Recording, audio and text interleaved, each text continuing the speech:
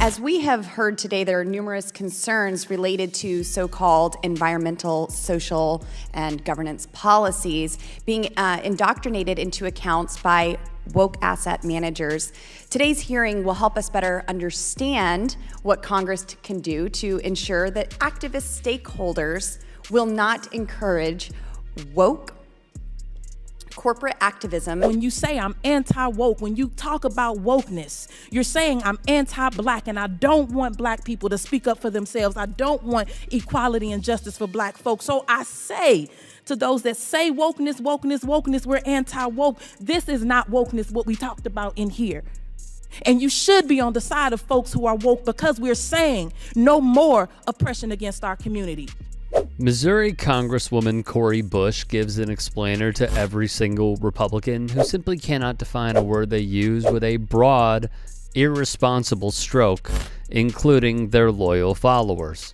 So whatever else is being thrown around, unless you are saying I'm racist, white supremacist, and I'm bigoted, stop talking about wokeness.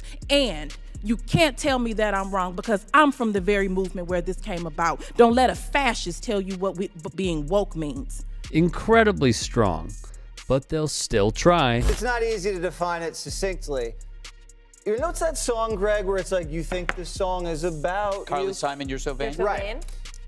She thinks woke's all about race. It's not. Jesse Waters, who left his wife for a PA, has thoughts, as did other Fox News hosts who spout nonsense to their aging, predominantly white conservative audience. These American athletes seem more interested in scoring woke points than actual ones. That's Tammy Bruce speaking on athletes using their platforms. This is what happens with woke sports. Clay Travis, an anti-vax, anti-trans grifter who shifted to being a Trump loyalist for money so his company could be bought by Rupert Murdoch, said this of the Super Bowl. You're just stand for freedom.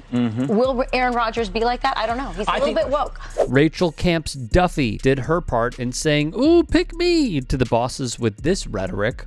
When Brittany Griner was imprisoned by Russia, Putin targeted Britney. He knew by choosing a black lesbian celebrity, it would put the political squeeze on Biden. Now every dictator knows who to target, a woke hostage. when the Cleveland Guardians' name was announced, Does this seem a bit too woke, though?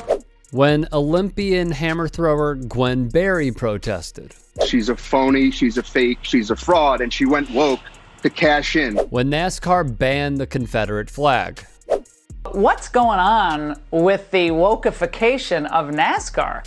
and Major League Ball clubs as a whole. The Dodgers have given into the woke mob, and they're honoring now a controversial anti-Catholic trans group. The National Hockey League.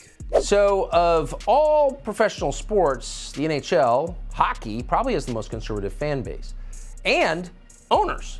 More than 75% of National Hockey League owners donate to Republicans. Phil Anschutz, for example, who's legitimately conservative, owns the LA Kings. He's a mega donor to the Republican Party. So it's a little weird, or maybe it's not weird at all, that the NHL has decided to push woke propaganda on its fans. And in soccer. U.S. soccer as a body, are they too woke?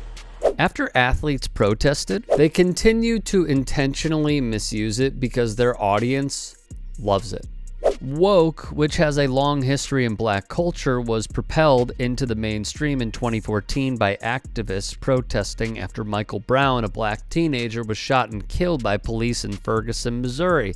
Stay woke was a warning to be vigilant, as Black Lives Matter protests were met with considerable police force. It evolved to encapsulate a broader social justice mantra. To be woke is now defined as to be cognizant of racial and social injustices. As Arwa Madawi writes for The Guardian, the right's co-opting of the word woke and the way it uses it to distort debate and camouflage bigotry is nothing new. Conservatives have always been very good at wrangling words dry of their meaning and repurposing them strategically. The elite, for example, now means anyone with an education and not billionaires like Donald Trump. Pro-life means forcing women to give birth. Teaching kids about slavery has been rebranded as critical race theory. far too often liberals don't push back on these phrases and start using them themselves. Brianna Greyjoy's interaction with Bethany Mandel shows that simply asking conservatives to be clear about what on earth they're talking about can be surprisingly effective.